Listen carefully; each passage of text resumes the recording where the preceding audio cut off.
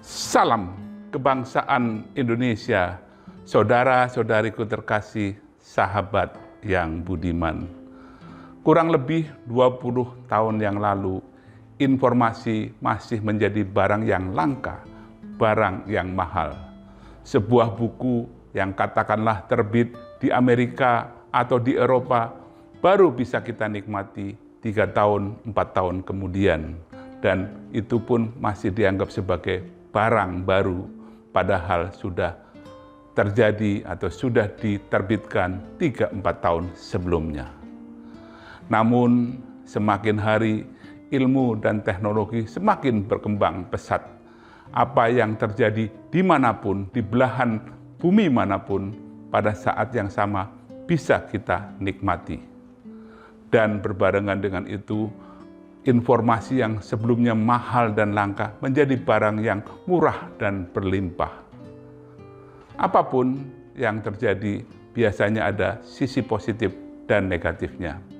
Positifnya tentu kita sudah tahu bahwa kita tahu perkembangan up to date.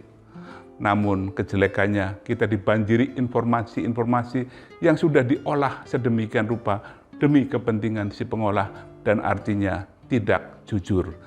Meskipun mungkin saja tujuannya baik.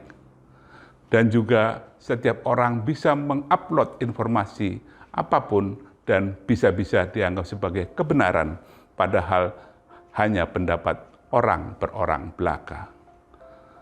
Hoax semakin lama semakin merajalela, dan bila kita tidak cermat, kita akan dibuai, disenangkan oleh hoax itu, yang tujuannya memang untuk membuat kita nanar, kita bingung, dan akhirnya kita terjebak mengikuti pola pikir dari si pembuat hoax itu.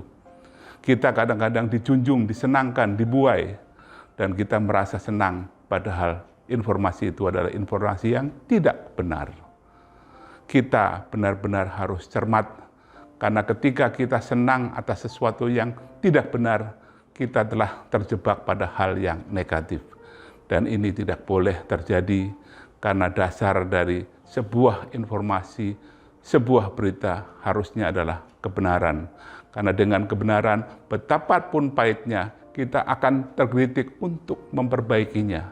Sementara kalau apa yang kita anggap benar ternyata salah, dan kita terus-menerus mengikutinya, kita akan semakin jauh terjebak dari kebenaran, dan akhirnya kita lalai, terbuai, dan semakin ditinggalkan.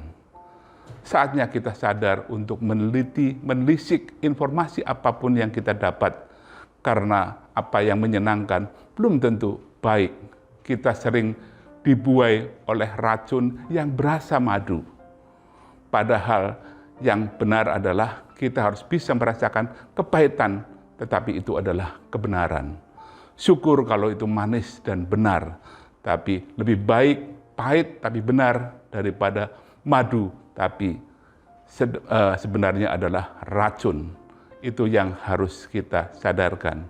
Dan sebagai bangsa, kita membutuhkan obat yang pahit agar kita terus terpacu untuk bergerak maju, tidak terbuai oleh racun yang berasa madu.